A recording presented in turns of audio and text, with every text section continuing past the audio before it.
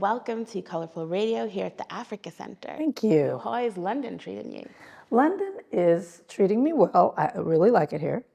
I've been here many, many times, and it is doing what it usually does, which is raining.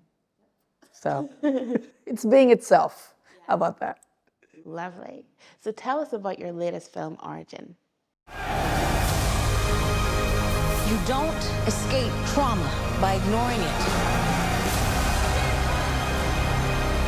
You escape trauma by confronting it. Origin is a film about a woman uncovering a mystery, the mystery of our humanity. She goes through triumphs and tragedy and loves and losses. She travels the world to put together the pieces and answer one big question. Why do we treat each other the way that we do?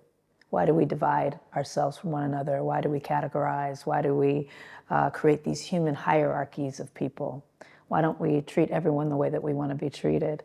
It seems like a philosophical, spiritual idea, but really it has political and cultural and societal ramifications. And so Isabel Wilkerson is the author of a book called Caste, The Origins of Our Discontent. And I made a movie about her called Origin. Amazing. And I heard that you read Caste 3 times. I did. I read the book 3 times. It's a big book. Yeah. But the ideas were so provocative to me.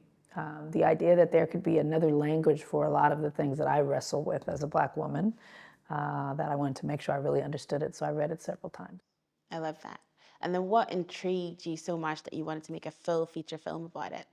You know, I made a documentary called 13th a few years ago about the prison industrial complex. When I started learning about mass criminalization, I wanted other people to know about it. I wanted to talk about it. I wanted to make sure that I could use the tools of my trade, filmmaking, to amplify those ideas. And I felt the same way when I read Caste.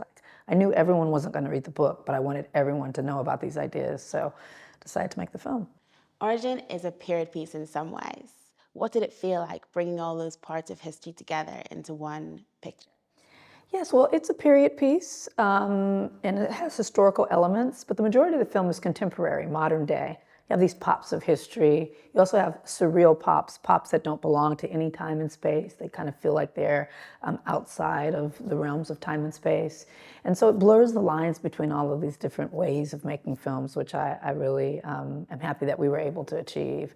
The film was shot in 37 days on 3 continents, all independently through my Black woman-owned production company. And it spans 7 time periods and 400 years. It is a sweeping picture about big ideas, but also about intimate ideas, the ideas about family and connection and love and loss, as well as politics and history and society. And so what we tried to do is braid those 2 together, the personal story of Isabel Wilkerson and the story of the ideas in her book. It covers lots of really important topics, political, sociological, the way people behave. What do you want people to take away when they watch Origin? You know, I liken myself to being a chef. Not even a chef, just a cook. I want to make soul food that sticks to your ribs. I want to never make food that feels disposable or junk food, where you eat it and then an hour later you're still hungry. So I want my films to be satisfying and something that you think about afterward. And I don't want to prescribe and say, think this. This is what this means. I just want it to mean something. I want the films to matter. And I want people to take it with them and think about them later. Ah, that's beautiful. I love it. I personally love the premise and the topics in Origin because it looks very closely at the way people behave and why they behave that way. And so I know it was really important for you to release this before the elections later this year. Why is that? Well, you know, I wanted to ignite people's attention around our behavior towards one another as human beings, as opposed to our laws that dictate that behavior, or our politicians who are supposed to represent us in that behavior. How do we actually feel about one another and our place in society? Does that matter? Do we feel connected with people who are not like us? Can we learn lessons from the past and take them with us into the future. These are some of the things that I've been contemplating. And this year is actually a really huge election year for about half of the globe's population. There are over 60 elections happening around the world this year. So over 50% of the planet is deciding who and what they will be as a society in their individual countries.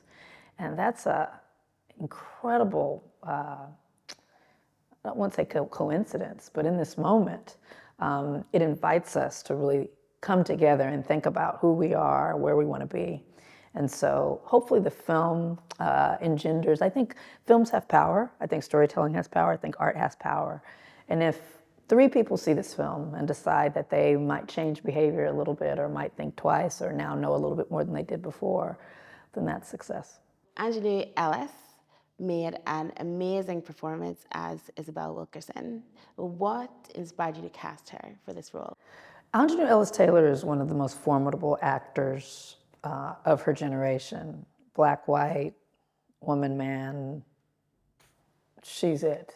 I watch actors constantly, that's my job, and she has an otherworldly quality to her work in that it is steeped into her tapping into something else.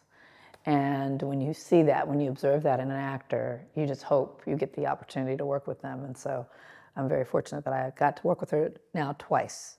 We worked together on a project I did called When They See Us, and we're able to reunite on Origin. Okay, so we're on Colorful Radio and we love music. So what are your favorite 3 songs of all time? Oh no. Yes. That's a horrible, mean-spirited question. I thought you were a nice lady. Nina Simone, Here Comes the Sun. A song by U2 that I really love called Drowning Man. And a song called Claire de Lune, which reminds me of my grandmother. So those would be my 3 favorites. Great choices. Thank Yeah, you. it wasn't that bad. Okay, I'll take it. Yeah, you smashed it. All right. You made this film independently, which is amazing. So there are no big studios behind it. You pulled it all together from your network and your community. What were the benefits of making this film this way? You know, I always tell people there's no better time than when no one's watching. You know, a lot of people, they aspire to do something and they really want to be put on and want to be successful right away. But the fun part are your steps to getting to where you want to be. That's the best part. The journey is the thing, right? The journey is the fantastic moment. And so I always invite people to embrace the little moments that get you to where you're going. And for me, this film was a bunch of glorious little moments. All of the people who said yes to funding the film, all of my crew members who leaned in and made it with me, the actors who said, yeah, I'll come, I'll do it with you. The audiences who've been embracing this film and giving so much of their emotions and themselves to the process and the experience of watching the film.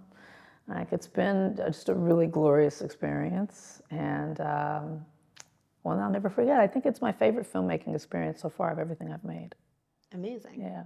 Excellent. Mm-hmm. Well, thank you so much for spending time with Colorful Radio. Thank you so much. I enjoyed talking with you. Thank you. Thanks, Colorful Radio. I don't write questions. I write answers.